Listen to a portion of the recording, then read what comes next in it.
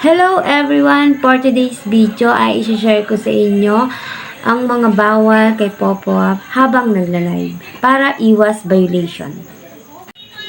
Kaya kung ikaw ay interesado ay panoorin mo na ang aking video hanggang dulo. And simulan na nga natin. Unang-una sa lahat is bawal po ang violence at saka yung bastos. Pangalawa, kailangan kapag magla-live ka is ikaw mismo yung nakikita sa camera. Bawal mong ibigay, halimbawa may gagawin ka, aalis ka, ibibigay mo sa ibang tao yung pagla-live. Bawal po yun, guys. Bawal talaga po yun. Pangatlo, bawal din ipakita yung mga minor, lalong-lalo na po yung mga baby. Yan guys, bawal na bawal po yan habang nagla-live po kayo. And then, bawal din po yung madilim. Kung maaari ay iwasan nyo na maging madilim yung kanyang video habang nagsosolo live kayo. Iwasan nyo madilim. At saka po yung blur. Yan, bawal po yan. And bawal din iwanan ng basta-basta yung live. Kung busy kayo, is pwede nyo naman po guys na i-end live nyo na lang. Tapos hatiin nyo yung yung live nyo. Pwede po na like example, pwede nyong gawin na sa umaga is 30 minutes, tapos sa hapon naman yung another 30 minutes. Kasi dahil new host kayo, syempre is 2 hours yan. Kahit mag-apat na live po kayo sa isang araw. Ganun po. Ganun yung gawin nyo kung talagang busy kayo.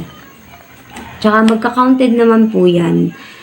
Kung maghuhugas naman kayo or kumakain, pwede naman po yun na naka-open yung camera. Basta is nakikita kayo sa camera. Tapos, bawal din po yung nakahiga yung cellphone. Di ba pag, halimbawa, magla-live ka, is ipapaganon mo yung cellphone. Bawal po yung. Kailangan is nakatayo po yung cellphone habang nagsasolo live kayo. And then, bawal din po yung natutulog kayo is naka-live kayo. Bawal na bawal yan guys. Kasi talagang ang galing ni Popo mag-detect. Alam niya na natutulog kayo.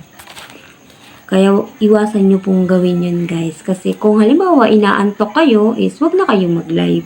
Diba? And then sunod, kailangan yung connection nyo is talagang strong connection kayo guys. Kasi pag halimbawa na mahina yung internet nyo, mag-text agad si Popo sa inyo na abnormal yung inyong live. And then guys, pinakabawal po pala. Kasi marami ako na ang napapanood na ang sabi is pwede daw na mag-dual account. Maggumamit ng ibang mukha na authentic. Kasi syempre pagka halimbawa kasi guys na mag-authenticate kayo, isang mukha lang yung pwede kay Popo.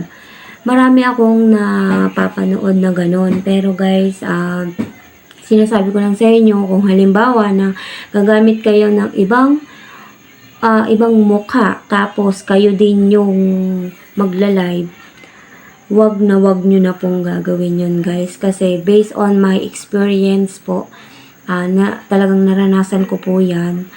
Nakinig ako dun sa parang nanood lang ako nun sa video na pinanood ko. Na syempre, first time ko rin po nun at hindi ko nga alam na ganun yung mangyayari. Tapos nag-live ako nun, may laman na 90k na. So, 10k na lang para mawi-withdraw ko na sana yung aking aking points. Kasi po, sa kay Popo is yung points, color pink, yun yung nawi-withdraw natin, yun yung magiging pera natin. Yung coins doon, ayun yung mga panlaro, pang-gamble, ayun po yun. Syempre, ang nangyari po sa akin noon is may 90, natandaan ko noon is mga 90 plus po yun, 90 plus K. Yung laman po ng, yung points ko po. Ngayon, gumawa ako ng another account dahil masyado akong gusto ko yung, syempre lahat naman tayo, 'di ba? Gusto natin yung makasahod ng malaki, ganyan. Ang ginawa ko po is, nag-dual account po ako. Tapos, iba po yung pinang-authenticate ko, pero ako yung nag-live. Ang nangyari po sa akin, grabe, wala pa pong 30 minutes, nabawasan po ako ng 30,000. Grabe, nakakapanghinayang talaga po. Kaya yung time na yun, iinis ako sa sarili ko kasi nga, hindi ko muna inalam, na yan ang kamaliin ko talaga, yung hindi ko po inaalam po muna. Basta-basta lang ako gumagawa. Kaya ayun nangyari sa akin. Kaya kayo guys, sinasabi ko po sa inyo is wag nyo na pong gawin. Kung pwede naman kayong gumawa, tapos iba yung i-authenticate nyo kasi talagang hindi nyo ma-authenticate kapag once na authenticate nyo. Pero, wag nyo na pong ilalive. Pwede po kayong umupo. Wag nyo na lang ilalive. Pwede po yun. Ayan. Ayan, sana po is nakatulong po ako sa inyo. Kung may mga tanong pa po kayo, pwede nyo po akong i-message. Kung gusto nyo po magpaturo, pwede po kayong mag-comment dyan sa baba. At willing po ako na magturo po sa inyo. And thank you so much. Kung nagustuhan mo ang aking video, pa-like and subscribe na lang po sa aking YouTube channel. And maraming salamat. Bye-bye!